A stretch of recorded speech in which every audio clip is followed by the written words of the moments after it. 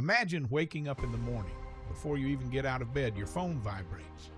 Notifications, emails, messages, a flood that never seems to stop. Then you open Instagram, just for a quick glance, and suddenly you're lost in an endless scroll of images and videos you never planned to see. Meanwhile, a work email reminds you that you're already behind on something you haven't even started yet. This isn't an exception.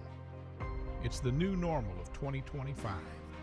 A constant, invisible hum of digital noise following us through every moment of the day. There's no off button. It keeps going while we work, when we try to relax, even when we try to sleep. We live in a state of always on, as if we were machines that can't shut down. The line between work time and free time has dissolved into nothing. Looking at a screen has become the default, not the exception. And yet underneath this hyperconnection, an emptiness grows. A fatigue that no amount of rest seems to cure. A tension that never fully leaves. We feel guilty if we don't respond to a message instantly. Anxious if we don't know what's happening online. Isolated if we're not part of this endless race. The result? A silent epidemic of mental fatigue, burnout, declining focus, fragile memory. It's not just too much screen time. It's our minds adapting to constant distraction, slowly losing the ability to be still, to be present. And so the question emerges, how do we break free from this cycle? How do we take back control without retreating to a cabin in the mountains? Surprisingly, the answer comes from almost 2,000 years ago, from a man who had no smartphone but knew exactly what it meant to live surrounded by noise, Seneca.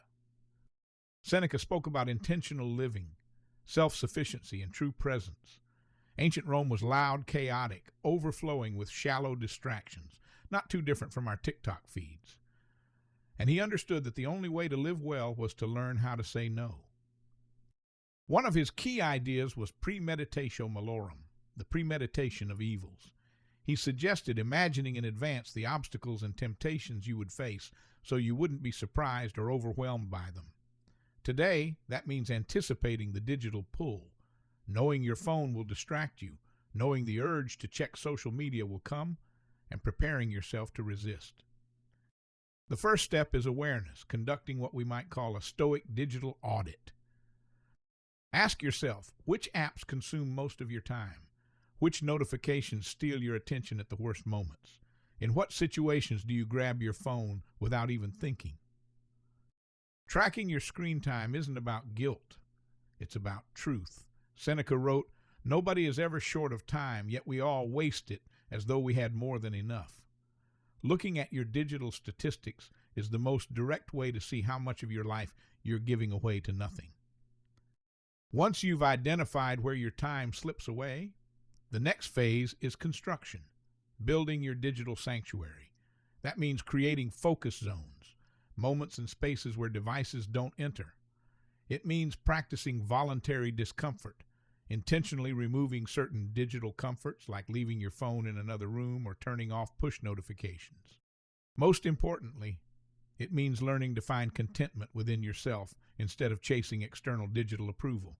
Likes and comments are not a measure of value. Seneca would remind us, true wealth is needing less, not more. But here's the key. This isn't just a one-week detox. It's not a temporary experiment. It's a new philosophy of digital life, a practice of daily reflection on your time, of protecting your attention, of deliberately choosing what you allow into your mind. What's at stake is not small. It's your mind, your freedom, your ability to create and to truly live. In 2025, if you want clarity, energy, and direction, Seneca's message isn't an ancient relic. It's a practical guide. Because the digital noise will never disappear, but you can learn not to be its prisoner. The Stoics remind us we don't control the world outside us, but we can control how we respond. So the final question is, will you continue to be carried away by the flow, or will you learn to master it?